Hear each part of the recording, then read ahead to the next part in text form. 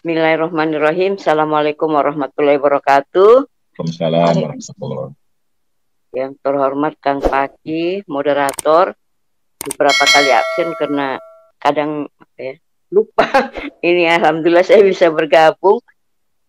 Menarik ya kajian hari ini, kita dari hadis-hadis yang dipaparkan oleh Kang Paki itu sebenarnya menunjukkan bahwa sebenarnya perempuan itu memiliki potensi untuk memiliki keberanian dalam mengungkapkan apa yang harus dia lakukan. Tetapi dalam kenyataannya perempuan diposisikan lemah ya.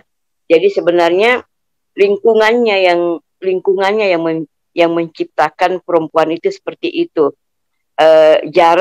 Masih jarang perempuan itu bisa berani apalagi dalam kehidupan rumah tangga karena ada pertimbangan kondisi ekonomi dan mempertimbangkan anak-anak.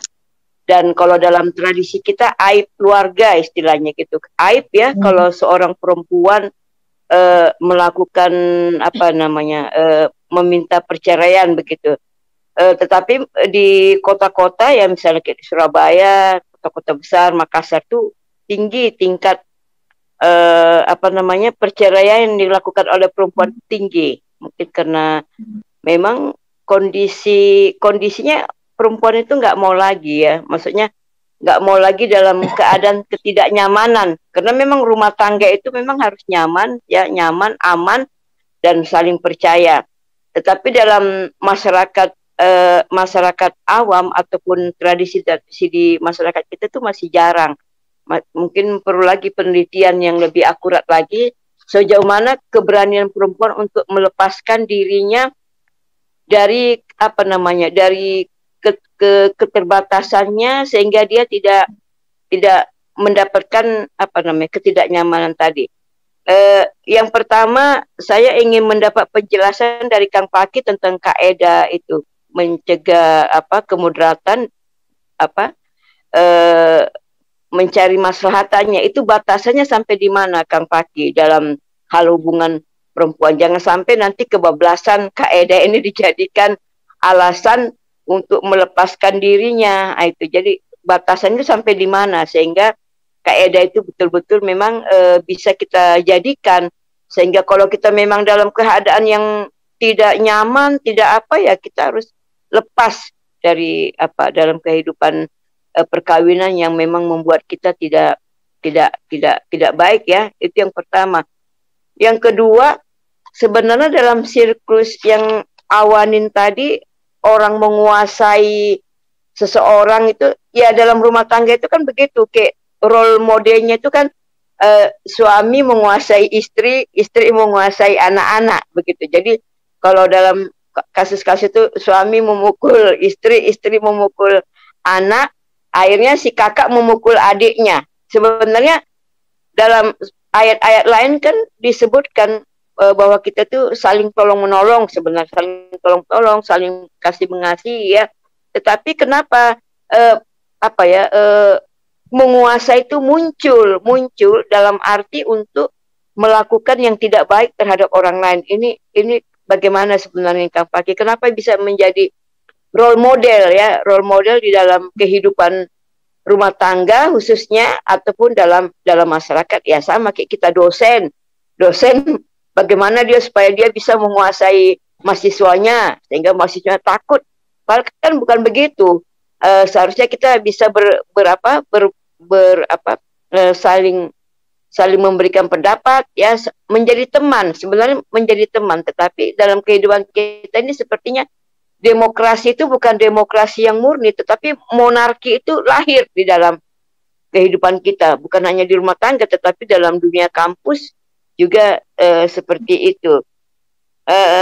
Itu yang bisa saya sampaikan. Kemudian ayat-ayat tentang prinsip-prinsip tadi itu sebenarnya harus bagaimana sosialisasinya di dalam, termasuk hari ini ya, setiap hari Minggu kita melakukan kajian, tetapi kan itu belum bisa sampai ke lapisan masyarakat yang terbawa. Mungkin ini kerja kita ya untuk bisa menyampaikan ayat-ayat ini.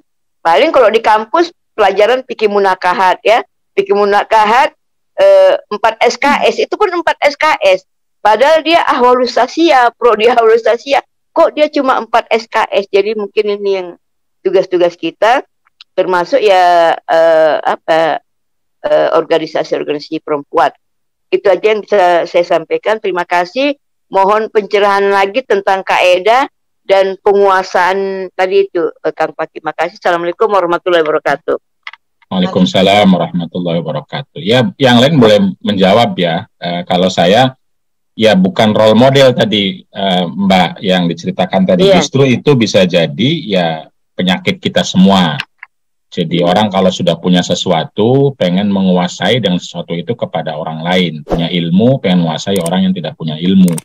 Punya harta, pengen memaksa orang yang tidak punya harta. Ya, itu artinya adalah itu yang saya bilang, apakah itu justru karakter awal otak reptilian kita yang itu diingatkan terus oleh agama agar kita tidak ke situ rujukannya gitu loh. Kita dibilang akan zalim, kan dibilang tuh innal insana kana dzuluman jahula. Kita ada karakter untuk itu. Kan tuh ingat jangan sampai kamu ke situ. Kita ada fujuroha, tapi jangan ke situ. Jadi agama justru hadir untuk memastikan agar kita tidak merujuk itu. Karena itu sebisa mungkin ceramah kita, dakwah kita, belajar kita, ngajar kita itu mengingatkan kemungkinan kita ke situ, tapi kita jangan ke situ gitu. Begitu kira-kira. Jadi itu bukan role model, tetapi justru relasi yang akan terjadi tapi salah. Karena itu mari kita ingat agar tidak terjadi. Nah, kalaupun terjadi, misalnya kalaupun terjadi ya jangan sampai destruktif, nanti begitu. Karena misalnya contoh marah itu orang akan terjadi marah itu. Tapi diingatkan sama Nabi, coba awalnya apa, coba akhirnya apa, sehingga akhirnya kita minimal akibatnya adalah sedikit gitu loh. Jadi justru agama tuh hadir untuk melatih kita agar kita mampu mengelola hal yang punya kecenderungan destruktif tadi. Di semua manusia itu pasti ada, tapi diingatkan bahwa kita juga punya kecenderungan baik. Nah, kecenderungan baiklah yang harusnya selalu menguasai sehingga ketika terjadi tobat, ketika tidak tidak baik kembali lagi. Nah, itu yang terus diingatkan ya, diingatkan. Jadi saya kira ke situ bahwa jadi kita jangan bilang itu role model gitu. Itu relasi yang sangat mungkin terjadi, sering terjadi, tapi justru itulah yang mau kita transformasikan, minadz-dzulumati ilan nur. Jadi begitu. Karena itu kenapa ada kaidah tadi, kaidah jalbul masoleh wa darul mafasid itu kan untuk menegaskan bagaimana agar kita visinya jelas, arahnya jelas, bahwa dalam perjalanan itu ada kerikil, itu pasti. Di perjalanan itu ada macet, itu pasti. Ada lapar, ada marah, itu ya manusia. Tapi kalau kita punya visi, kita punya tujuan, kita punya arah, maka semua itu tidak kita rujuk, tetapi ya kita lalui seperti apa agar kita tetap dalam visi itu. Nah, soal bagaimana mengatur kaidah itu, kalau secara teori ya sudah ada aturannya secara teori, tapi kan kadang tidak mudah menerapkannya. Misalnya teorinya itu kan harus diukur mana yang doruriyat, mana yang hajiat, mana yang tahsiniyat. Itu kan diatur sedemikian rupa. Tapi kan tetap saja prinsipnya adalah masing-masing itu ya punya hak untuk hidup dalam kenyamanan. Nanti ukurannya tetap pasti beda-beda.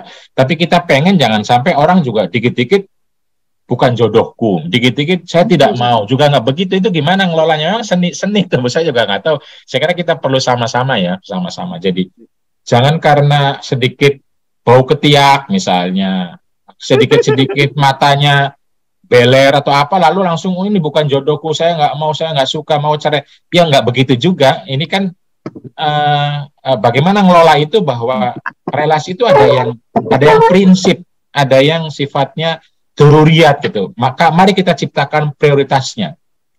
Mana yang prioritas itulah yang misalnya ada seseorang yang memandang bahwa orang tua saya tidak bisa dihina misalnya ya.